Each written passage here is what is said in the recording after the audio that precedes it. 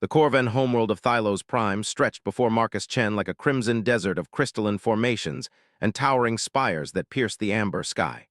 The human mechanic wiped grease from his weathered hands as he stepped off the transport shuttle, his toolkit clanking against his hip with each stride.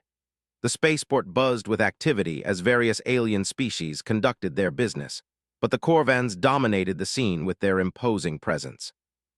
Marcus had seen plenty of alien species during his 15 years working freight routes across the galaxy, but the Corvans still impressed him. Standing nearly 8 feet tall with their lupin features, powerful builds, and thick fur ranging from silver to deep black, they moved with a predatory grace that spoke of countless generations as apex hunters. Their elongated snouts housed rows of sharp teeth, and their amber eyes could track the smallest movement across vast distances. The job posting had been simple enough: repair and maintain the atmospheric processors at the Corvan Industrial Complex on the outskirts of New Howling, the planet's capital city. The pay was exceptional, almost suspiciously so, but Marcus had learned not to question good fortune too closely. His reputation as a human who could fix anything had spread across several sectors, and apparently even reached the proud Corvan clans. As his shuttle descended toward the complex, Marcus noticed something unusual about the facility's layout. Unlike most industrial sites he'd worked on, this one was arranged in concentric circles around a massive central structure that looked more like a fortress than a processing plant. Smaller buildings radiated outward like spokes on a wheel, each connected by covered walkways that allowed movement without exposure to the harsh Corvan elements. The shuttle pilot, a gruff Corvan named Garrett, had been unusually quiet during the flight. Most of his species enjoyed boastful conversation, sharing tales of hunts and pack victories.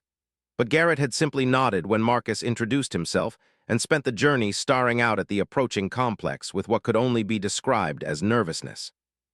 "First time working for the Shadowmaw clan?" Garrett finally asked as they began their final approach. Marcus shrugged. "First time working for any Corvan clan directly, usually deal with their off-world contractors." Garrett's ears flattened against his skull, a gesture Marcus recognized as discomfort among his species. "The Shadowmaw clan is traditional, very traditional. They're Alpha Chronos, he rules with the old ways." Before Marcus could ask what that meant, the shuttle touched down on the landing pad. Garrett quickly busied himself with post-flight procedures, clearly eager to end the conversation. Marcus gathered his gear and stepped out into the thin atmosphere of Thylos Prime, the air recycler on his belt automatically adjusting to provide the oxygen mixture his human lungs required. The welcoming committee consisted of 3 Corvans in industrial coveralls, their posture rigid and formal. The leader, a silver-furred female with intricate braided patterns in her fur, stepped forward with mechanical precision. "Human Marcus Chen," she announced in heavily accented Standard Galactic. "I am Vera, supervisor of maintenance operations. Alpha Chronos awaits your presence in the central den before you begin work." Marcus nodded, shouldering his toolkit. "Lead the way." The walk through the complex revealed the true scope of the operation. Massive atmospheric processors hummed with barely contained energy, their crystalline cores pulsing with ethereal light. Conveyor systems moved raw materials between processing stations, while automated systems monitored every aspect of the operation. But what struck Marcus most was the silence among the workers. Corvans were naturally social creatures, known for their constant pack communication. Yet these workers moved with quiet efficiency and little interaction. The central structure loomed larger as they approached, its architecture unmistakably designed to intimidate. Carved stone reliefs depicted ancient Corvan hunts and pack ceremonies, while guard towers offered commanding views of the surrounding complex. As they passed through the main entrance, Marcus noticed that every Corvan they encountered immediately stopped what they were doing and lowered their heads in a gesture of submission until the group had passed. "Your Alpha commands significant respect," Marcus observed. Vera's step faltered almost imperceptibly. "Alpha Chronos commands absolute obedience, as is proper for the leader of the strongest pack on Thylos Prime." The interior corridors were lined with trophy displays, showcasing the skulls and hides of various creatures from across the galaxy. Some Marcus recognized as dangerous predators from worlds he'd visited, others were completely alien to him. But all shared one characteristic: they were massive, clearly apex predators on their respective worlds. They finally arrived at a set of ornate double doors guarded by two enormous corvens whose scars spoke of countless battles. The guards' amber eyes tracked Marcus's every movement as Vera announced their arrival. After a brief exchange in the growling corven language, the doors swung open to reveal the Alpha's den. Kronos' shadow maw was easily the largest corven Marcus had ever encountered. Standing nearly 9 feet tall with midnight black fur shot through with silver streaks, he possessed a presence that seemed to fill the entire chamber. His amber eyes held an intelligence and cunning that immediately put Marcus on guard. The Alpha sat upon a throne carved from a single massive bone, surrounded by lesser pack members who maintained respectful distances. But what truly caught Marcus's attention was the female corvan standing beside the throne. She was younger than the others, with unusual golden fur that seemed to shimmer in the chamber's lighting. Her bearing suggested confidence and intelligence, but Marcus noticed how her position near the Alpha's throne seemed to isolate her from the other pack members. So, Kronos spoke in perfect standard galactic, his voice a deep rumble that seemed to resonate through the chamber. The human who claims he can repair our atmospheric processors has finally arrived. Marcus set down his toolkit and met the Alpha's gaze directly. Among many species, such direct eye contact would be considered a challenge, but he'd learned that corvans respected strength more than submission. "I don't claim anything," Marcus replied evenly. "I fix things, that's what I do." A low, growling murmur rippled through the assembled pack members, but Kronos raised a massive hand for silence. His lips curved in what might have been amusement, revealing impressive fangs. "Bold, I appreciate boldness in a tradesman." The Alpha leaned forward slightly. "But you should know that you have arrived at an interesting time for the Shadowmaw clan. My daughter, Lyra, has reached the age where she must choose a mate." Marcus glanced at the golden-furred female, who maintained a carefully neutral expression despite the obvious discomfort the topic caused her. "Congratulations," Marcus said carefully. "I'm sure she'll make a fine choice. Now about those atmospheric processors." Kronos' laugh boomed through the chamber. "Straight to business, I respect that. But you see, human, the choosing of a mate among my people is not simply a personal matter. It is a test of strength, cunning, and worthiness.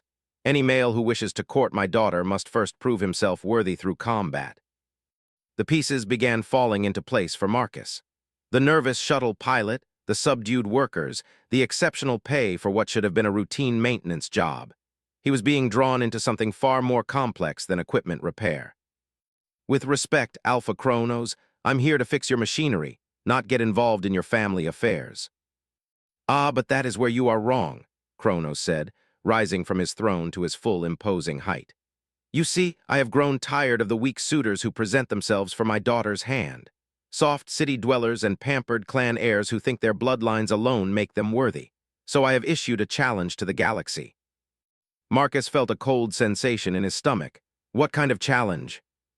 "Any being from any species who believes themselves worthy of my daughter's hand may face me in single combat. The victor claims the right to court her." Kronos' amber eyes fixed on Marcus with predatory intensity. "Your reputation precedes you, human. They say you are clever, resourceful, that you can solve any problem. I am curious to see if you can solve the problem of defeating me."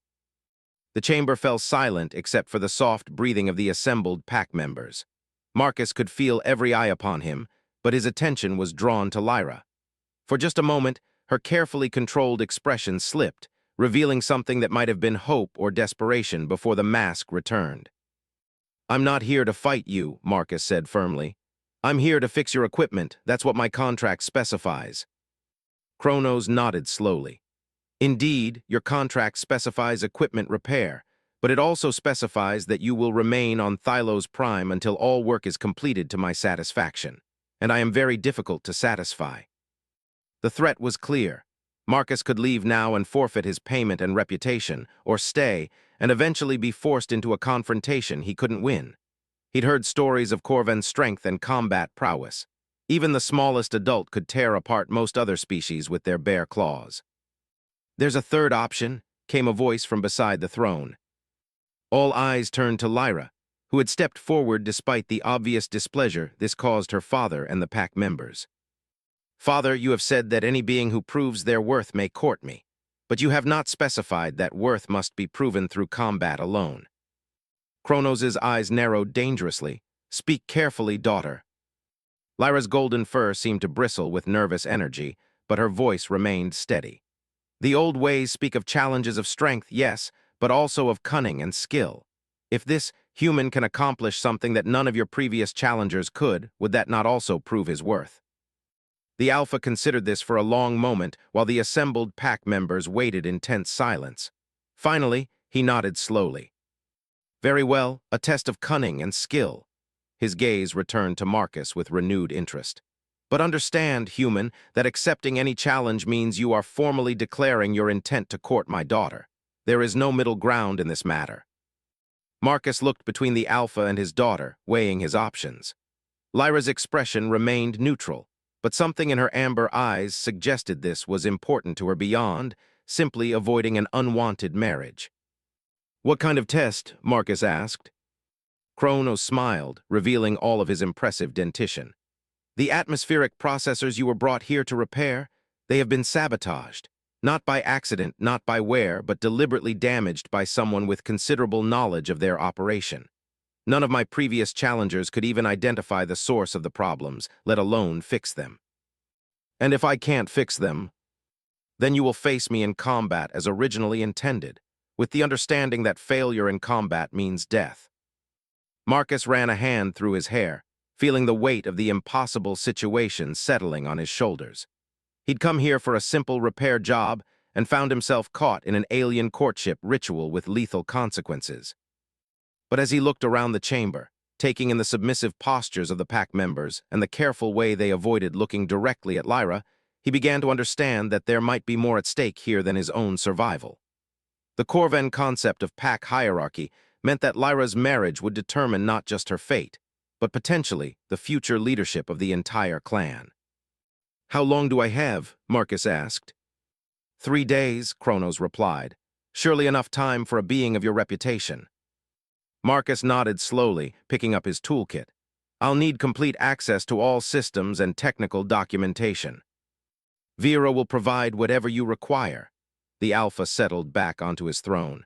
"But remember, human, 3 days. After that, we settle this matter in the traditional way." As Marcus followed Vera from the chamber, he caught one last glimpse of Lyra. Her golden eyes met his for just an instant, and in them he saw something that strengthened his resolve. Not desperation or fear, but determination. Whatever game was being played here, she was not merely a passive prize to be won.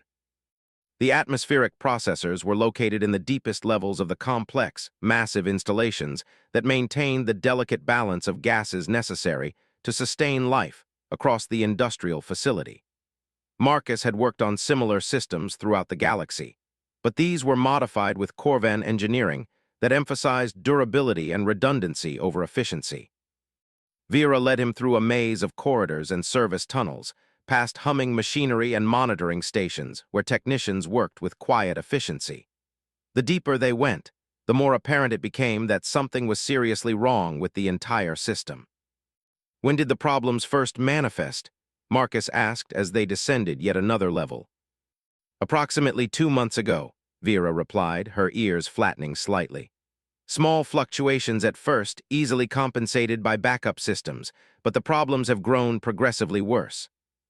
They finally arrived at the main processing chamber, a vast space dominated by 3 enormous cylindrical units that stretched from floor to ceiling. Each processor was a marvel of engineering, its crystalline core visible through transparent aluminum housing. But even from a distance, Marcus could see that something was wrong. The cores were pulsing irregularly, their usual steady blue glow interrupted by flickering red warnings. Diagnostic displays showed cascading failures across multiple systems, and the air itself felt wrong, carrying a metallic taste that suggested atmospheric contamination. Marcus set down his toolkit and approached the nearest processor, his trained eye immediately picking out several obvious problems. Coolant lines showed signs of stress fractures, power conduits displayed heat damage, and the core containment field was fluctuating dangerously. "Has anyone attempted repairs?" he asked, pulling out his portable scanner to begin a more detailed analysis. "Several technicians have tried," Vera admitted. "All failed to identify the root cause. The damage appears random, but—" "But it's not," Marcus finished, studying the scanner readings. This is definitely sabotage, but it's clever. Whoever did this understands these systems intimately. He spent the next several hours conducting a thorough examination of all three processors, documenting every anomaly and building a picture of the damage pattern. What he found was both impressive and disturbing. The sabotage was subtle, designed to cause progressive failure rather than immediate shutdown. Systems had been weakened rather than destroyed, creating a cascade of problems that would be nearly impossible to trace without detailed knowledge of the original specifications. As the day wore on, Marcus became increasingly aware that he was being watched. Technicians found excuses to work in the processing chamber, and he caught glimpses of pack members observing from elevated walkways. Word of the Alpha's challenge had clearly spread throughout the complex. By evening, Marcus had identified at least 12 separate points of sabotage, each designed to exacerbate problems in other systems. It was an elegant piece of destruction that spoke to both intimate knowledge of Corvan engineering and considerable planning. "Vera," he said as the supervisor approached with a meal tray, "I need to see the personnel files for everyone with access to these systems." The female Corvan's ears flattened against her skull. "That information is restricted to clan leadership." "Then get me permission, or explain to your Alpha why I can't fix his problem." Marcus accepted the tray gratefully, realizing he hadn't eaten since arriving on Thylos Prime. Vera departed with obvious reluctance, leaving Marcus alone with the damaged processors and his growing suspicions. The sabotage was too sophisticated to be the work of an outsider. Someone with intimate knowledge of the facility and regular access to critical systems was responsible. As he ate, Marcus found his thoughts returning to the scene in the Alpha's chamber. Lyra's suggestion that there might be alternatives to combat had seemed almost rehearsed, as if she'd been planning such an intervention. And her position near the throne, isolated from the other pack members, suggested she might not be as popular with the clan as a daughter should be. The sound of approaching footsteps interrupted his speculation. Marcus looked up to see Lyra herself entering the chamber, moving with the fluid grace characteristic of her species, but maintaining a careful distance. "You should not be here alone," she said in perfect standard galactic. "It is not safe for outsiders in the deep levels." Marcus gestured to the damaged processors. "Safer than facing your father in combat, I'm guessing." Lyra's ears twitched in what might have been amusement. "Perhaps, but you show wisdom in attempting to solve this puzzle rather than relying on brute force. Your suggestion back there about tests of cunning instead of combat, that wasn't spontaneous, was it?" For a moment, Lyra's carefully controlled expression wavered. "You are perceptive for a human." "It comes with the job. You fix enough broken systems, you learn to recognize patterns." Marcus set down his food and studied the golden-furred female. "This whole situation feels orchestrated. Your father's challenge, the convenient timing of the sabotage, even my selection for this job. Someone's been planning this for a long time." Lyra moved closer, but still maintained a respectful distance. "My father rules through strength and tradition. He believes that only the strongest should lead the clan, that only the most dominant males are worthy of breeding rights." "But you disagree." "I believe that strength comes in many forms. Intelligence, creativity, the ability to solve problems that cannot be conquered through violence." Her amber eyes fixed on the damaged processors. "My people face challenges that cannot be defeated with fang and claw. We need leaders who understand this." Marcus nodded slowly. "And marriage to the Alpha's daughter would provide significant influence in clan politics. The mate of the Alpha's heir traditionally advises on technical and strategic matters. If my father were to name a successor based on worthiness rather than bloodline alone." She left the implication hanging. "So you need a mate who can prove that intelligence and skill are as valuable as physical dominance." "I need a mate who can survive long enough to change my people's thinking," Lyra corrected. "My father's challenges have eliminated several promising candidates." The pieces were falling into place. "The sabotage, you know who's responsible." Lyra's ears flattened against her skull, and she glanced around the chamber nervously before moving closer. "There are those within the clan who believe my views are dangerous, that weakening traditional values will destroy what makes us strong." Her voice dropped to barely above a whisper. "My cousin Thane has ambitions for clan leadership. He would prefer a mate for me who shares his traditional views." or would prefer that no suitable mate can be found at all. If I remain unmated past the traditional age, clan law would require me to forfeit any claim to inheritance. Thane would become my father's heir by default. Marcus considered this information as he returned his attention to the damaged processors. The sabotage suddenly made more sense. If no one could repair the atmospheric processors, any challengers would be forced into combat with Chronos. And from what Marcus had observed, the Alpha was more than capable of defeating any opponent. "How long do you think your cousin expects this to take?" Marcus asked. The damage was designed to worsen over time. If repairs are not completed soon, the entire complex will need to be evacuated. Lyra's voice carried a note of urgency. Thane likely expects the systems to fail completely within days. Forcing your father to accept his offer to relocate the clan to Thane's territory, where Thane's supporters would have significant influence over clan decisions, Lyra confirmed. Marcus stood and approached the nearest processor, studying the damage with renewed understanding. "Show me everything you know about the sabotage.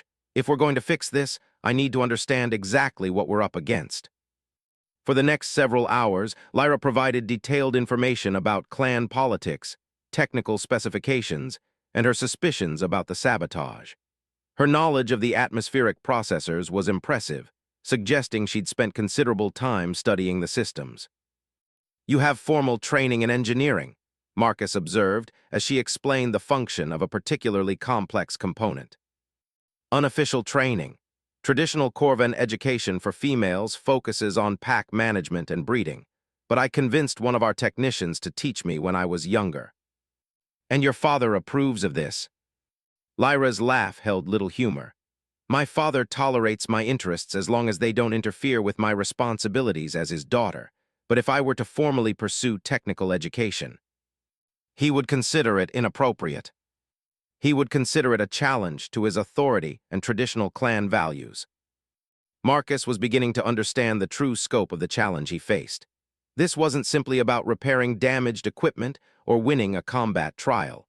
The future direction of an entire clan hung in the balance, with Lyra caught between traditional expectations and her own vision for her people's future. As the night wore on, they worked together to trace the full extent of the sabotage.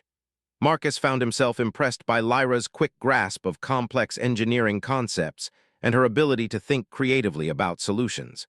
She was clearly intelligent enough to be a leader in her own right, if Corvan society would accept such a thing. "There's something I don't understand," Marcus said as they completed their analysis. "If your cousin is responsible for the sabotage, why hasn't he just arranged an accident for you? Seems like it would be simpler than this elaborate scheme." Lyra's ears flattened, and her expression grew grim. "Clan law requires that any heir be given the opportunity to prove their worthiness through mate selection. If I were to die before that process was completed, it would raise questions about Thane's legitimacy as a successor. But if you fail to find a suitable mate, that's your own fault." "Precisely, and if potential mates prove unsuitable through their own failures, that reflects no blame on him." Marcus shook his head at the complexity of Corvan politics. "Your people certainly don't make things simple." "Simplicity is often the enemy of wisdom," Lyra replied. "But in this case, I fear that tradition may be the enemy of survival." As dawn approached on Thylos Prime, Marcus had a complete picture of both the sabotage and the political situation surrounding it.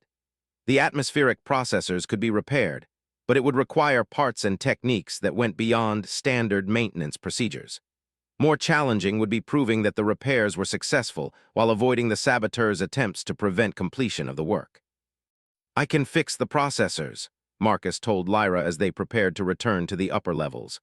"But I'm going to need help, and your cousin isn't going to just stand by and watch me succeed." "What do you need?" Marcus outlined his plan, explaining the repairs required and the resources necessary to complete them. Lyra listened intently, occasionally asking technical questions that demonstrated her growing understanding of the systems. "It's ambitious," she said when he finished, "and dangerous if Thane realizes what you're attempting. Then we make sure he doesn't realize until it's too late." Marcus gathered his tools and prepared to face the second day of his impossible deadline. "But I'm going to need access to your clan's technical archives and manufacturing facilities." I can arrange that, but Marcus... Lyra placed a clawed hand on his arm, careful not to apply pressure that might injure him. If this plan fails, you will face my father in combat, and despite your obvious intelligence and courage, you would not survive such a confrontation. Marcus met her amber gaze steadily. Then we'd better make sure it doesn't fail. The second day began with Marcus requesting access to the clan's technical archives, a request that raised immediate suspicion among the pack members. Vera accompanied him to the archive facility, her nervous energy suggesting that such requests were unusual for maintenance workers. The archives were housed in a climate-controlled chamber deep within the complex, containing detailed technical documentation for every system in the facility. But what impressed Marcus most was the age of some of the records. The Shadowmaw clan had been operating industrial facilities for generations, accumulating engineering knowledge that spanned centuries. Your people have remarkable institutional memory, Marcus observed as he located specifications for the atmospheric processors. The clan remembers everything of importance, Vera replied, though her tone suggested this wasn't entirely positive. Traditions, grudges, obligations, all are preserved for future generations. Marcus spent several hours studying the original design specifications, comparing them with the current configuration and the damage patterns he'd identified. What he found confirmed his suspicions about the sabotage while revealing an opportunity he hadn't expected. The atmospheric processors had been significantly modified over the years, with upgrades and improvements added by successive generations of clan engineers. But the sabotage had targeted these newer systems specifically, leaving the original design elements untouched. Someone with access to the archives would know exactly which systems were most vulnerable. More importantly, Marcus discovered references to experimental modifications that had been tested but never fully implemented. The clan's engineers had developed improvements to the processor efficiency and stability, but had abandoned them due to resource constraints and traditional resistance to change. These experimental modifications, Marcus said, showing Vera the relevant documentation. Why were they never implemented? Vera's ears flattened slightly as she examined the records. The previous generation of leadership considered them unnecessary. The existing systems were adequate for our needs. But they would make the processors more efficient and less vulnerable to the kind of sabotage we're dealing with. Perhaps, but implementing such changes would require resources and downtime that the clan leadership was unwilling to invest. Marcus studied the specifications more carefully, his mind working through the possibilities. If he could implement these improvements as part of the repair process, it would not only fix the current problems, but make future sabotage much more difficult. But it would also require significantly more time and resources than a simple repair. Vera, I need to speak with your Alpha about expanding the scope of this project. The supervisor's amber eyes widened in alarm. Expanding? You have less than 2 days remaining. Surely simple repairs would be more prudent. Simple repairs won't prevent this from happening again. If someone with intimate knowledge of these systems wants to sabotage them, they can do it again as soon as I leave. Marcus gathered the relevant documentation. But if we implement these improvements, the processors become much more robust and secure. Vera accompanied him back to the Alpha's chamber, clearly uncomfortable with the direction the project was taking. Word of Marcus's archive research had apparently spread quickly through the clan communication networks, because Kronos was waiting for them with several advisors and what appeared to be a very displeased Thane.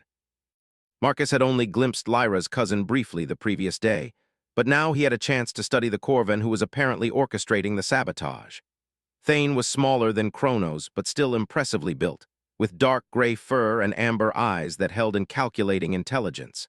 His posture suggested confidence and authority, but Marcus noticed how his gaze kept flicking to the documentation Marcus carried.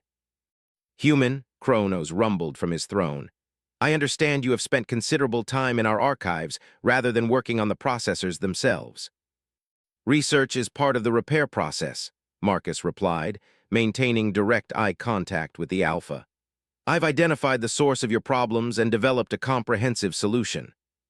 Comprehensive? Thane stepped forward, his voice carrying skeptical undertones. The human was brought here to perform simple maintenance, not to redesign our systems. Marcus spread the documentation on a table near the throne, organizing the materials so both Kronos and his advisors could examine them easily.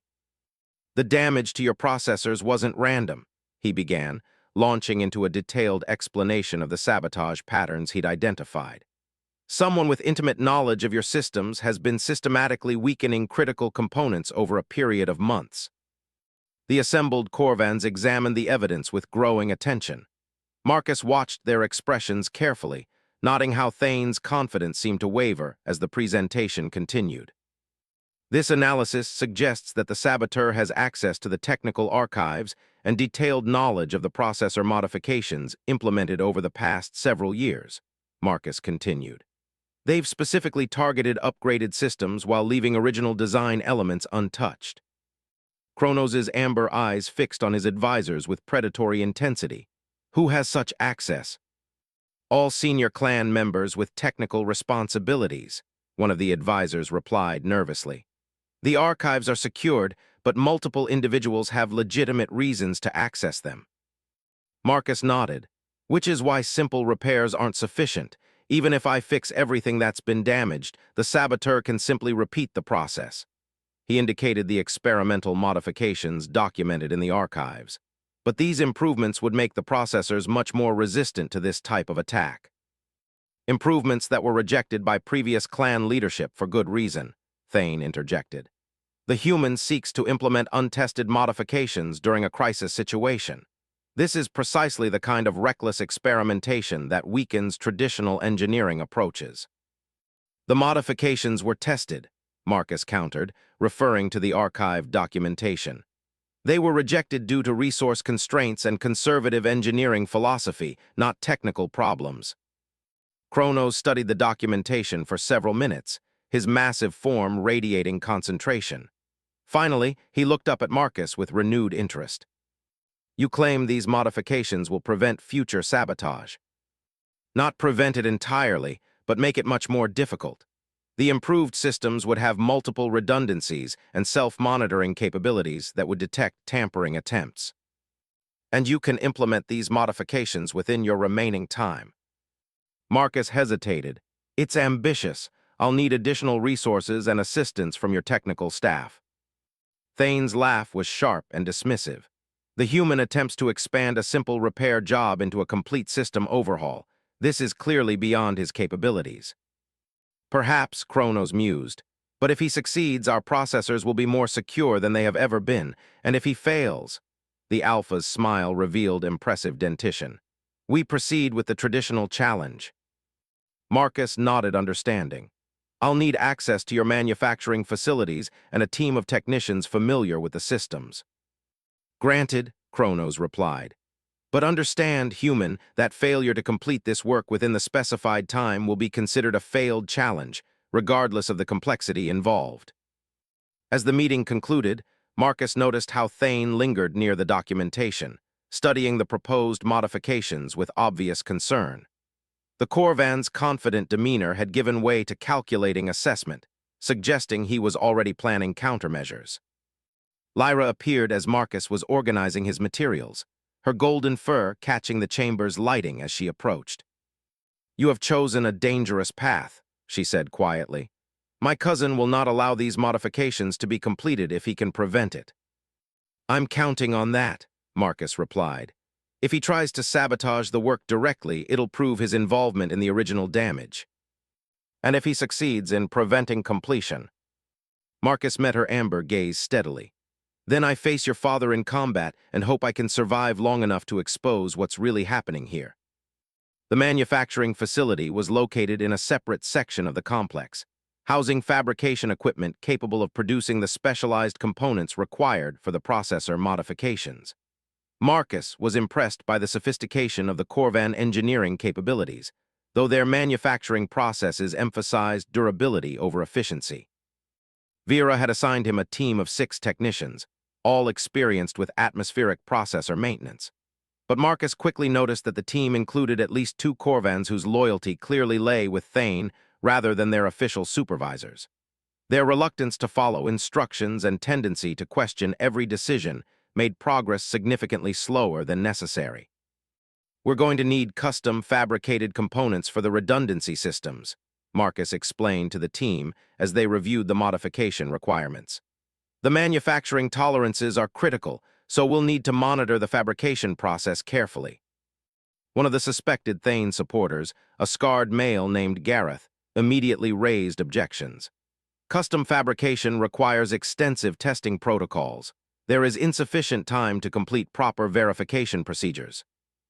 The specifications include test parameters from the original experimental work, Marcus countered, indicating the relevant documentation. We're not designing new components, we're manufacturing to proven specifications. The debate continued for nearly an hour, with Marcus finding himself explaining and re-explaining basic engineering concepts to technicians who clearly understood the work, but were deliberately creating delays. Finally, he decided on a more direct approach. Anyone who doesn't want to be part of this project can return to their regular duties, he announced. I need team members who are committed to completing the work within our deadline. Two of the technicians, including Gareth, immediately volunteered to leave. Marcus accepted their departure cheerfully, knowing that reducing the team size was preferable to dealing with continued sabotage attempts. The remaining 4 technicians proved much more cooperative, and work proceeded rapidly once the obstructionists were removed. Marcus found himself impressed by Corvan engineering capabilities when they were properly motivated. The team worked with precision and attention to detail that exceeded most species he'd encountered. By midday, they had completed fabrication of the first set of components and begun installation on the least damaged processor unit. The work required careful integration with existing systems while maintaining operational stability, a delicate process that demanded both technical skill and creative problem-solving. Marcus was deep in concentration, calibrating a new monitoring system when Lyra arrived at the manufacturing facility. She moved quietly through the workspace, observing the modifications with obvious interest. The improvements are more extensive than I anticipated, she commented as Marcus completed the calibration. Comprehensive solutions require comprehensive implementation, he replied, wiping sweat from his forehead. The work was physically demanding, requiring precision manipulation of components in tight spaces while wearing protective gear.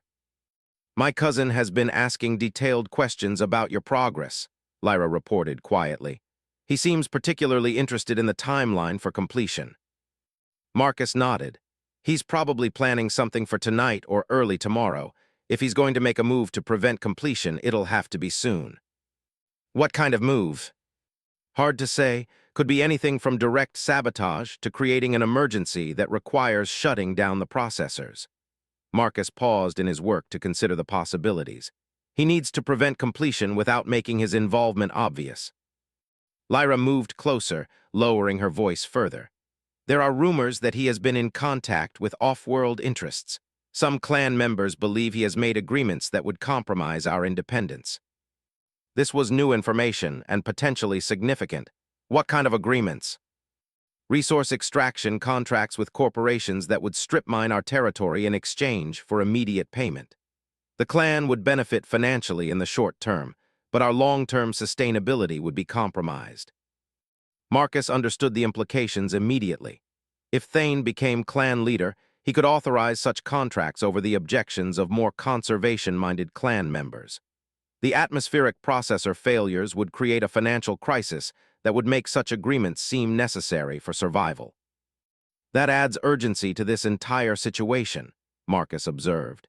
If the processors fail completely, your clan would be facing evacuation and relocation costs that would make those extraction contracts very attractive.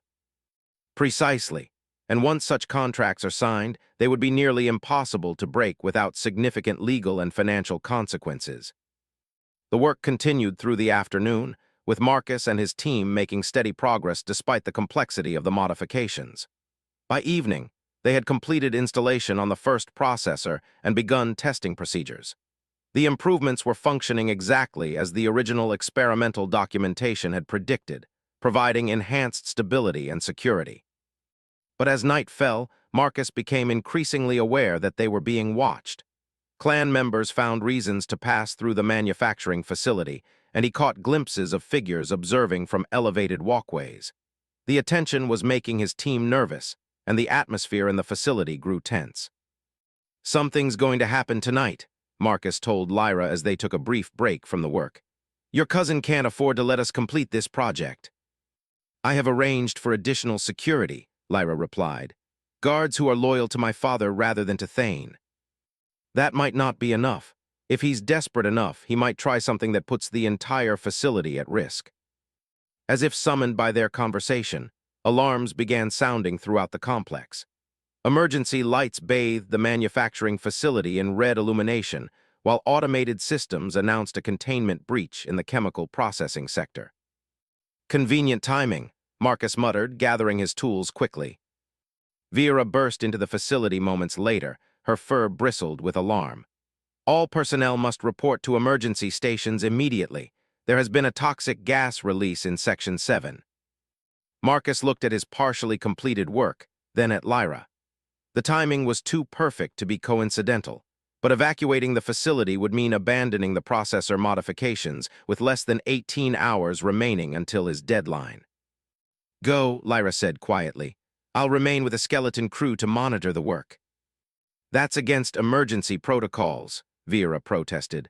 "All non-essential personnel must evacuate immediately." "The atmospheric processors are essential systems," Marcus replied firmly.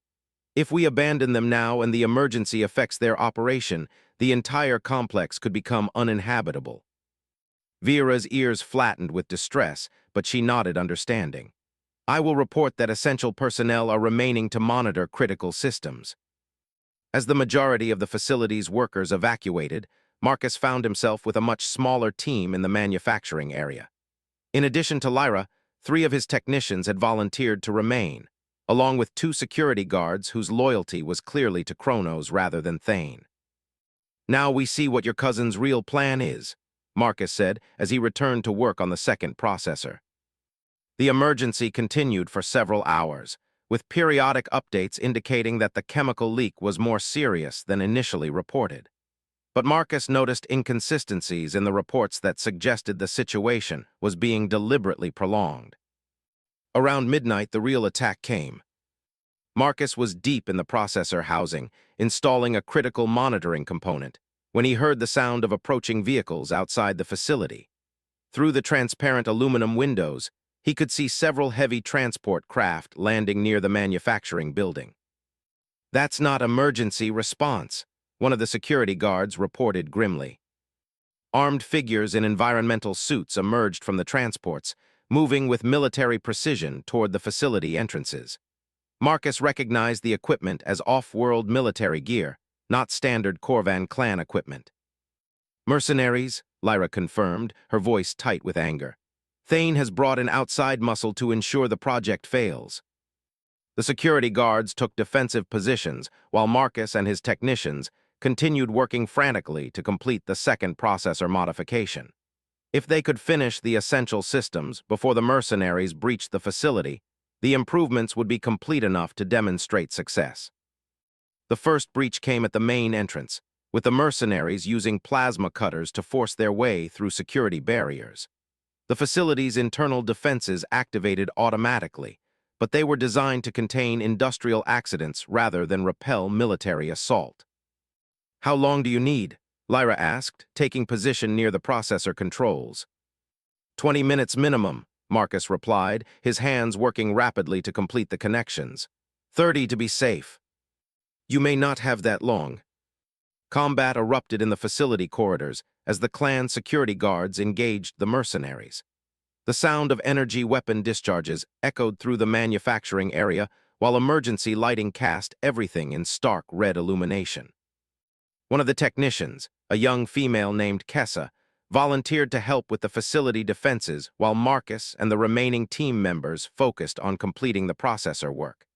Her knowledge of the building's security systems proved invaluable in slowing the mercenary advance. "Internal barriers are holding in sections 2 and 4, Kessa reported from a security console, "but they're bringing heavy equipment to bear on the main access routes." Marcus forced himself to maintain focus on the delicate calibration work despite the chaos around them. The processor modifications were nearly complete, but the final integration required precision that couldn't be rushed. Lyra moved between the security console and the processor controls, coordinating defensive efforts while monitoring the technical work.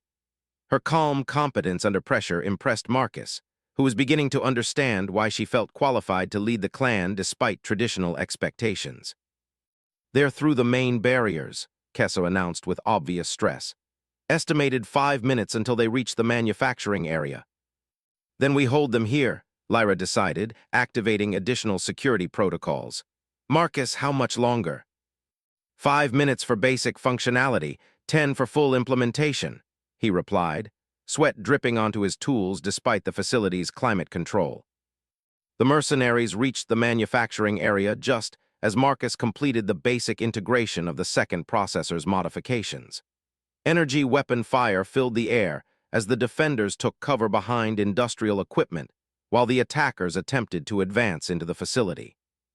"The modifications are functional," Marcus announced, "but they need 10 minutes to complete the initialization sequence." "Then we hold for 10 minutes," Lyra replied, returning fire with a weapon she'd acquired from one of the fallen security guards. The battle raged through the manufacturing facility as both sides sought advantageous positions among the industrial equipment. Marcus found himself crouched behind a fabrication unit, clutching his diagnostic equipment while energy bolts scorched the air above his head. But as the minutes passed, it became clear that the mercenaries were not trying to capture the facility intact. Their weapons fire was increasingly directed at the processor installations themselves, attempting to destroy the modifications Marcus had spent 2 days implementing. "They're targeting the processors directly," Marcus called out over the sound of combat. "If they damage the new components, we'll have to start over." Lyra's response was immediate and decisive. Moving with fluid grace that spoke to her natural predatory instincts, she advanced on the mercenary positions with covering fire from the remaining defenders. Her tactical instincts were impressive, using the facility's layout and industrial equipment to maximum advantage. The turning point came when additional clan security forces arrived from other sections of the complex. The chemical emergency had finally been resolved, allowing personnel to return to their regular duties.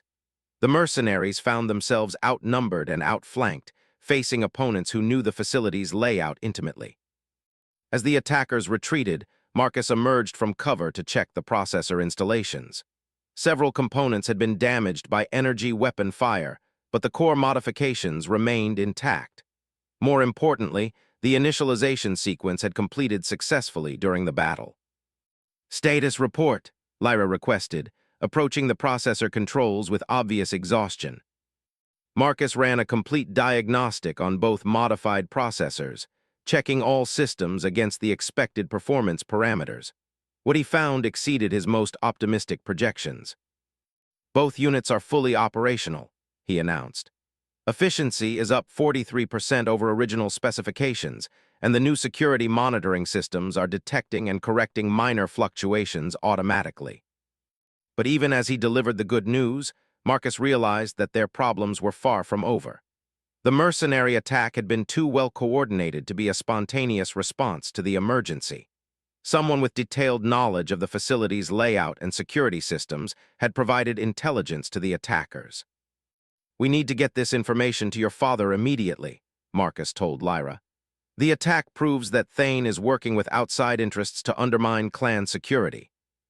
Lyra nodded grimly, "And the timing suggests he was willing to risk the entire complex to prevent completion of your project."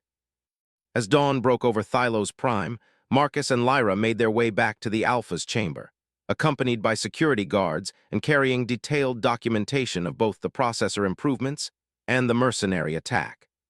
The facility buzzed with activity as clan members worked to repair damage and investigate the night's events. But Marcus knew that the real confrontation was yet to come. Thane's plans had been disrupted, but not necessarily defeated. And with less than 12 hours remaining until the original deadline, the political situation within the clan remained volatile and dangerous.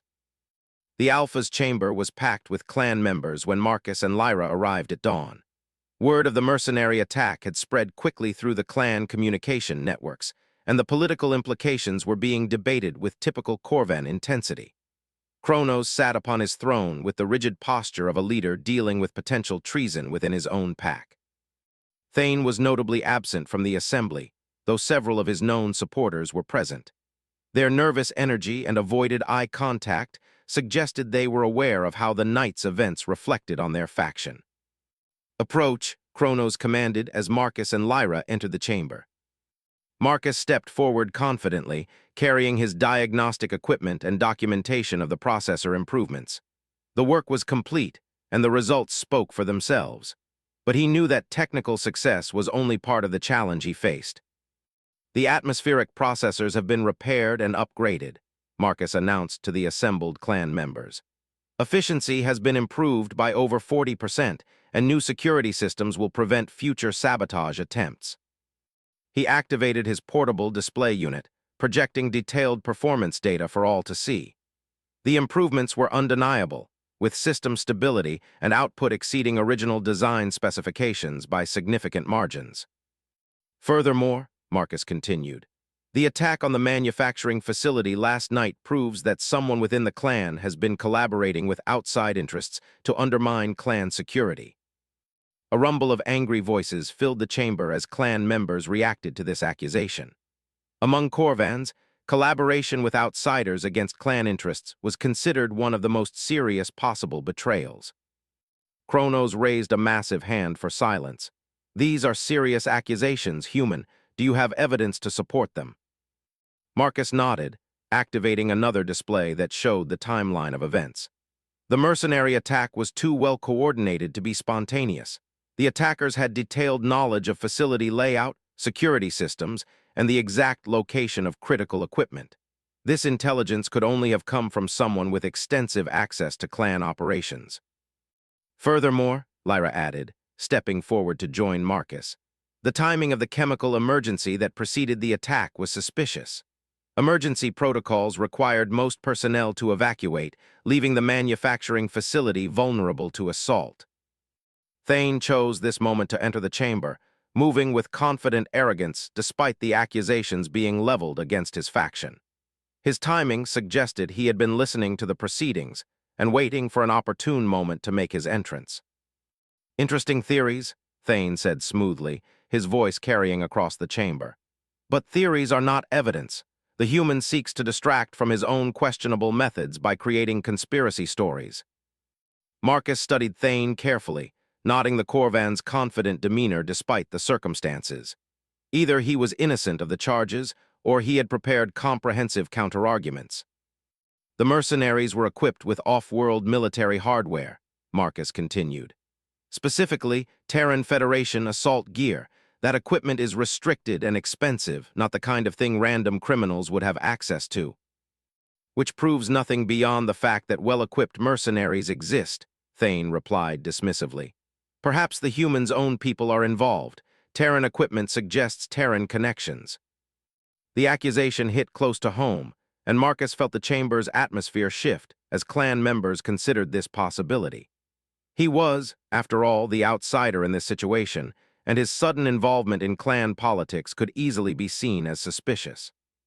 But Lyra stepped forward with new information that changed the dynamic completely. "I have been investigating my cousin's activities for several months," she announced, her voice carrying clearly through the chamber, "including his communications with off-world corporations interested in resource extraction rights on clan territory." She produced a data crystal and inserted it into the chamber's display system. Financial records appeared, showing payment transfers between off-world accounts and a clan account registered under Thane's name. "These payments coincide with the beginning of the atmospheric processor problems," Lyra continued. "The corporations involved specialize in rapid resource extraction operations that leave worlds environmentally devastated." Thane's confident expression wavered as the evidence mounted against him, but he quickly rallied with a counter-accusation. "My cousin has been corresponding secretly with this human for weeks before his arrival," Thane declared. "Her sudden expertise in financial investigations is convenient, but hardly conclusive. How do we know this evidence has not been fabricated?" Marcus realized they had reached the critical moment. The evidence against Thane was substantial but not definitive, and clan politics would require more than financial records to prove treason. "There's a simple way to resolve this," Marcus said, addressing Kronos directly. "The atmospheric processors now have comprehensive monitoring systems that record all access attempts and modifications. If someone has been systematically sabotaging the systems, there will be digital evidence in the processor logs." He activated his diagnostic equipment and began downloading historical data from the modified processors. The new monitoring systems had been designed to reconstruct past events from residual system traces, a feature that hadn't existed in the original equipment. The chamber fell silent as Marcus worked, clan members watching intently as data streamed across his displays. After several minutes of analysis, patterns began emerging that told a clear story.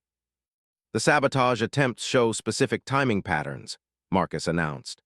"All major damage events occurred during shifts when the same individual had access to critical systems, and the techniques used matched the technical expertise profile of someone with advanced engineering training." Additional data appeared on his displays, showing access logs, timing correlations, and technical analysis of the sabotage methods. The evidence painted a clear picture of systematic, knowledgeable assault on clan infrastructure. But the most damning evidence came from the processor cores themselves. The new monitoring systems had detected trace residuals of specialized tools that had been used to cause the damage, tools that required specific authorization codes to access from clan equipment stores. "The authorization codes trace back to a single individual," Marcus concluded, meeting Kronos' amber gaze steadily. "Someone with senior-level access who has been using clan resources to undermine clan security." Thane's composure finally cracked as the evidence mounted beyond any reasonable doubt. His supporters began backing away, clearly unwilling to be associated with proven treason against the clan. "This is fabricated evidence," Thane snarled, his voice taking on dangerous undertones. "The human has manipulated our systems to create false proof." "The evidence comes from multiple independent sources," Marcus replied calmly. "Processor logs, financial records, mercenary equipment analysis, and timeline correlation. Unless you're suggesting I've managed to falsify all of those sources simultaneously." Kronos rose from his throne, his massive form radiating barely contained fury. Among Corvans, treason against the pack was punishable by exile or death, depending on the severity of the betrayal. "Thane Shadowmaw," the Alpha's voice boomed through the chamber, "you stand accused of treason against the clan, collaboration with foreign interests, and attempted sabotage of critical infrastructure. How do you answer these charges?" Thane's response was immediate and violent. Instead of submitting to judgment, he launched himself across the chamber toward Marcus with claws extended and fangs bared. His intention was clearly to eliminate the source of evidence against him through direct assault. But Lyra moved faster than her cousin anticipated, intercepting his attack with fluid grace that spoke to her own combat training. The two Corvans collided in midair, crashing to the chamber floor in a tangle of claws and fur. The fight was brief but vicious, with both combatants using their natural weapons and combat instincts to maximum advantage. But Lyra had the advantage of surprise and moral conviction, while Thane was hampered by desperation and poor positioning. When the combat ended, Thane lay unconscious on the chamber floor while Lyra stood over him with barely controlled fury. Her golden fur was marked with scratches and her breathing was labored, but she was clearly the victor. "The evidence speaks for itself," Lyra announced to the assembled clan members. "My cousin has betrayed everything our clan represents in pursuit of personal power and off-world wealth." Kronos approached his daughter with obvious pride mixed with surprise. "You have proven yourself in combat and demonstrated wisdom in investigation. These are the qualities of a leader." The political implications were immediately apparent to everyone in the chamber. Lyra had not only exposed treason within the clan, but had personally defeated the traitor in single combat. By traditional Corvan standards, she had proven her worthiness to lead regardless of gender or breeding status. But Marcus realized that one question remained unanswered. He had completed his technical challenge and helped expose the conspiracy against the clan, but the original terms of Kronos' challenge still applied. "Alpha Kronos," Marcus said formally, I have completed the repairs and improvements to your atmospheric processors within the specified time limit. The systems are now more efficient and secure than they have ever been. I request formal acknowledgement of successful completion. Chrono studied Marcus for a long moment, his amber eyes unreadable. Finally, the massive Alpha nodded slowly. You have proven your worth through intelligence, courage, and technical skill. The challenge has been completed successfully. Which means, Lyra added, stepping forward to stand beside Marcus, that he has earned the right to court me according to clan law. The chamber erupted in discussion as clan members debated the implications of this declaration. A human had successfully completed the Alpha's challenge, something many Corvan warriors had failed to achieve. Marcus found himself at the center of attention, aware that his next words would determine not just his own fate, but potentially the future direction of the entire clan. With respect to your traditions, Marcus began, addressing both Chronos and the assembled clan members, I must point out that successful completion of the challenge grants me the right to court your daughter, not the obligation. The chamber fell silent as the implications of this statement registered. Marcus was technically free to claim his victory and leave Thylos Prime without pursuing the courtship further. However, Marcus continued, meeting Lyra's amber gaze directly, I would be honored to accept that right if your daughter is willing to consider such courtship. Lyra's response was immediate and clear. I accept your courtship, Marcus Chen.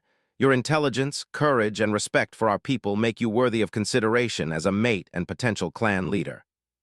The political ramifications sent another wave of discussion through the chamber. If Lyra mated with Marcus, their offspring would carry both human and Corvan heritage, while Marcus himself would gain significant influence in clan affairs. Chronos raised his hand for silence once again. The human has proven his worth according to our laws and traditions. If my daughter chooses him as her mate, I will recognize their union and grant him full membership in the clan. Marcus realized that he was being offered something far more significant than a simple marriage. Membership in the Shadowmaw clan would make him part of one of the most powerful political entities on Thylos Prime, with responsibilities and opportunities that extended far beyond equipment repair. I accept the honor of clan membership, Marcus replied formally, and I pledge to serve the clan's interests with the same dedication I brought to fixing your atmospheric processors. The ceremony that followed was unlike anything Marcus had experienced in his years of traveling the galaxy. Corvan bonding rituals combined ancient traditions with practical legal requirements, creating a celebration that honored both the couple and the clan's future. But beyond the ceremony and political implications, Marcus found himself genuinely drawn to Lyra's intelligence and strength. She had proven herself as both a technical innovator and a capable leader, someone who could guide her people through the challenges facing traditional societies in a rapidly changing galaxy. As the celebrations continued into the evening, Marcus and Lyra found a few minutes alone to discuss their future together. The immediate crisis had been resolved, but both understood that they faced significant challenges ahead. Your cousin's supporters won't simply disappear, Marcus observed as they walked through the facility, checking on the atmospheric processors that had started this entire adventure. No, but they will be much less influential without his leadership and off-world financial backing, Lyra replied. And the clan has seen that traditional approaches are not always sufficient for modern problems. The processors hummed with perfect efficiency, their improved systems monitoring and adjusting atmospheric composition with precision that exceeded original specifications. The upgrades Marcus had implemented would serve the clan for generations to come. What will you do now? Lyra asked. Your reputation as someone who can solve impossible problems will spread throughout the galaxy. Marcus considered the question carefully. His original plan had been to complete the repair job and move on to the next contract, maintaining his nomadic lifestyle across the star systems. But clan membership offered different possibilities. I think I'll stay for a while, he decided. Your people have impressive engineering capabilities, but they could benefit from exposure to techniques developed by other species, and there are probably other systems in the complex that could use improvement. Lyra's ears twitched in what Marcus had learned to recognize as amusement. Spoken like a true mechanic, always looking for the next thing that needs fixing. It's what I do, Marcus replied with a smile. Fix things that are broken, improve things that could work better, and help people solve problems they didn't know they could solve. As they walked back toward the clan complex, Marcus reflected on how dramatically his life had changed in just 3 days. He'd come to Thylo's Prime as a freelance mechanic looking for a routine repair job. Now he was a clan member, a mate to the Alpha's daughter, and potentially a future leader of one of the planet's most influential political entities. But the most significant change was his understanding of what it meant to be human in a galaxy full of different species and cultures.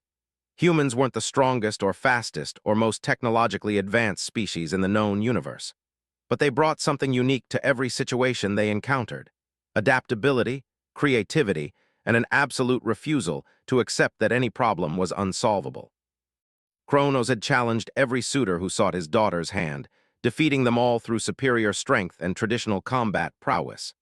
But he had been forced to yield to something he hadn't expected: a human mechanic who approached the challenge with intelligence instead of force, innovation instead of tradition, and cooperation instead of domination. The atmospheric processors continued their perfect operation, testament to the power of human ingenuity when applied with determination and respect for alien wisdom. And in the clan complex, plans were already being made for additional improvements and innovations that would secure the Shadowmaw clan's future for generations to come. Marcus Chen had fixed more than just broken machinery on Thylo's Prime. He had helped fix broken relationships, broken traditions, and broken assumptions about what it meant to be strong enough to lead. And in the process, he had proven once again that humanity's greatest strength lay not in their individual capabilities, but in their ability to find solutions that no one else had imagined. The Pack Alpha had issued his challenge expecting traditional answers. Instead, he had received something far more valuable: a glimpse of possibilities he had never considered, delivered by a species that specialized in making the impossible routine. As night fell over Thylo's Prime, the atmospheric processors hummed with quiet efficiency, maintaining perfect environmental conditions for the clan complex and the surrounding territory. The systems would continue operating for decades, a permanent reminder of what could be accomplished when different species combined their unique strengths in pursuit of common goals. And in the clan's archives, new documentation was being added to the historical records. Technical specifications for the atmospheric processor improvements would be preserved for future generations, along with detailed accounts of how a human mechanic had solved problems that traditional approaches had failed to address. But perhaps most importantly, the archives would record how the challenge had changed the clan itself. Traditional hierarchies based solely on physical dominance had given way to recognition that leadership required intelligence, adaptability, and the wisdom to embrace innovation rather than resist it. Marcus had fixed the atmospheric processors, exposed the conspiracy threatening the clan, and won the right to court the Alpha's daughter. But his greatest achievement was helping the Shadowmaw clan fix something far more fundamental: their understanding of what it meant to be strong in a universe that demanded more than fang and claw for survival. The human mechanic had forced the Pack Alphas yield not through superior force, but through superior thinking. And in doing so, he had demonstrated once again that humanity's true power lay in their ability to find solutions where others saw only problems, opportunities where others saw only obstacles, and hope where others saw only impossibility. The atmospheric processors would run perfectly for generations to come, but the real legacy of Marcus Chen's time on Thylo's Prime would be measured in the changed perspective of an entire clan that had learned to value intelligence alongside strength, innovation alongside tradition, and cooperation alongside competition. Humanity had once again proven that sometimes the greatest victories came not from winning battles, but from helping others understand that the battles they thought they had to fight weren't the only options available. Marcus had given the Shadowmaw clan something more valuable than perfect atmospheric processors. He had given them a new way of thinking about what it meant to be strong. And as dawn broke over Thylo's Prime the next day, the atmospheric processors continued their perfect operation, humming quietly in testament to the power of human determination and the unlimited possibilities that emerged when different species worked together toward common goals. The Pack Alpha had been forced to yield, but what he had yielded to was not conquest, but collaboration. The challenge was complete, but the real work was just beginning.